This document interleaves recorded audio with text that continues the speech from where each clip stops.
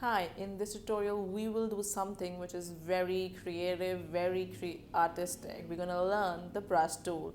The brush and the pencil tools will help you like as if you're actually brushing on a canvas. So let's go ahead and understand this tool better.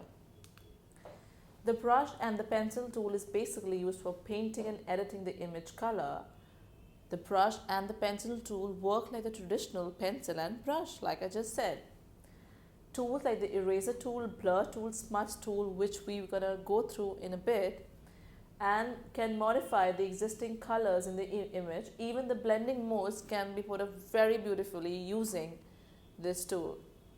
We can paint the current foreground color on an image, or we can also create soft strokes of color. So basically we can change the stroke of our brush, how the brush will stroke over the image.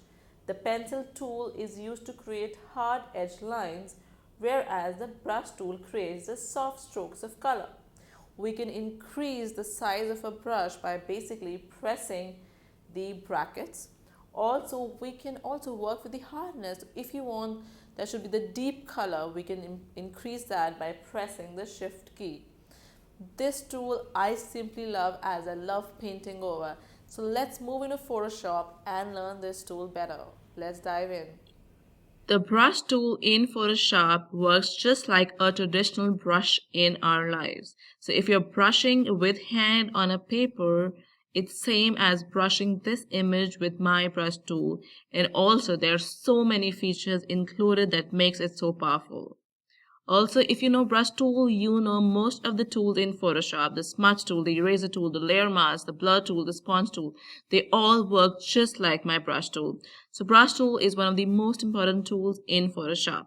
Now the brush tool can be selected from by clicking here in the toolbar, or the shortcut is B. And if this is selected, and this is what I get. I got this circular picture and I can just start painting over like this. So you can just paint over anything the way you like. I'm going to do a Control Alt Z to show you what else we can do. What if I want to change the size of the brush? I can go and just press on my right bracket and increase the size, and my left bracket decrease the size. Also, you could go here and change the size of the brush and also the hardest. How hard do you want my brush? So the moment I'm pressing this, you can see my brush over here is getting selected. Apart from that, I have various tool tips here. So if I want maybe a grass over here, so I can go ahead and select this tool and I can just increase the size of this tool and I can just start painting over with the grass like image. So we have so many tools to select, so many shapes to select. We have a droplet shape. We can go ahead, let me just increase the size of this tool and this brush, and I can have my droplets wherever I want. Let me do a Control Alt Z. And what if, so this is not what we're looking at. Let me just delete this. This is my previous layer. And what if I just wanted to, have these droplets all over maybe. So I can go ahead and use these tools, which are whatever. There are many shapes available for my tool. Now, let me do a Control Alt Z and do a Control Alt Z and have a copy of my layer. So let me have a new copy of my layer, and this has a new copy. Now what if I wanted to shade these flowers to a darker pink? So I'm going to use my normal brush. I'm going to go here to my brush tool and change, select my normal tool, and I'm going to go here and select my mode. So these are my modes. So we have another tutorial on my blending modes. You can go ahead and look at this tutorial. If I select soft light, what will happen in this? Soft light gives me this paint in a softer light. So the color will have a soft light. Also, my paint tool always paints with my foreground color. So it's going to take a color from here. Let me just go and select a darker pink. And let me just paint over these flowers. So can you see the change? What's happening is now I have a darker pink flowers, than earlier. So let me just hide it and show you. This was my earlier, and I've just changed the skin tone to a purplish tone. What if I wanted to further change her lipstick to, a reddish tone?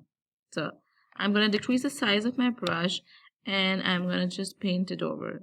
So we can be as slow and precise as we want. And you can see her lip color has also been changed. Again, if I want to give, some shadow to her eyes, I can just decrease the size and add some. So I'm actually changing the look of this model by just plainly using the brush tool. I can also change, her face by adding her a peachish look, a pinkish look by again painting over her face. Also, you know what, if I want to add some little more blush, I'm gonna use maybe a lighter pink, and I can just add some brush, a blush to her face.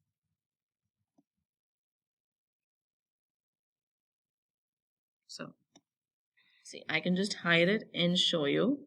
So this was my previous image, and I've completely added more pink to my image.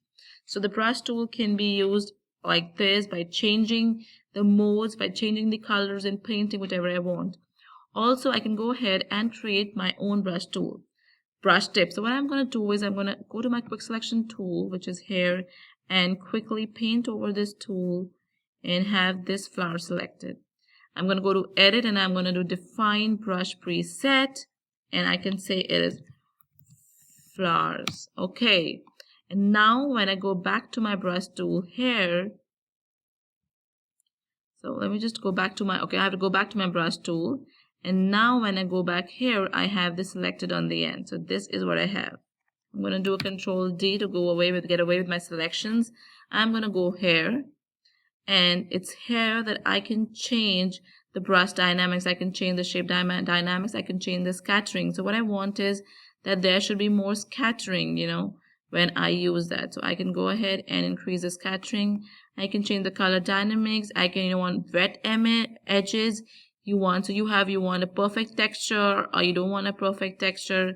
So I'm going to remove wet edges and maybe a perfect texture, so you can see the change that's going to build up here.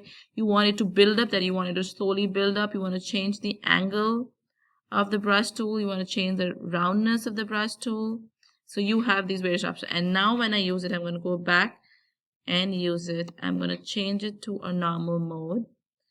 And now when I use it, you can see that, it's not just, it's building up. It's not just, so that's and it's scattered. So these are the things. So I can use it the way I want. I could use snowflakes as my brush tips. I could use raindrops as my brush tool. Whatever you want, you can go select a shape and define your own brush tool. Now we can also change the opacity. That means how much visible you want this. And now when I change it, it will be less visible than earlier. Again, you can change the flow. That means the color will not build up. Let me just go ahead and delete this layer. There's a lot of things that we've done on it.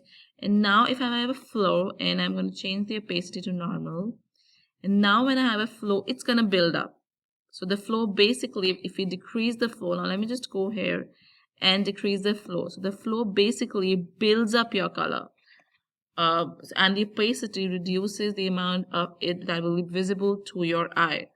So that's it with brush tool. Also, you can go ahead with, selecting the pencil tool, and it will give me a hard edge rather than a soft edge. And I can go to use a normal tip pencil, and I can, so this is normal tip pencil, and, I can start writing. So it's giving me hard edges.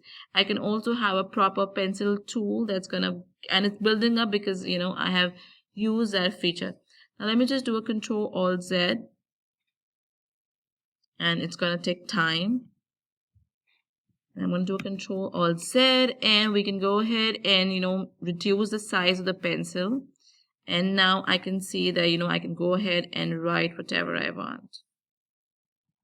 So this is all about the brush tool and the pencil tool. I hope you've enjoyed. Stay tuned with Tutorials Point to learn about other toolbars.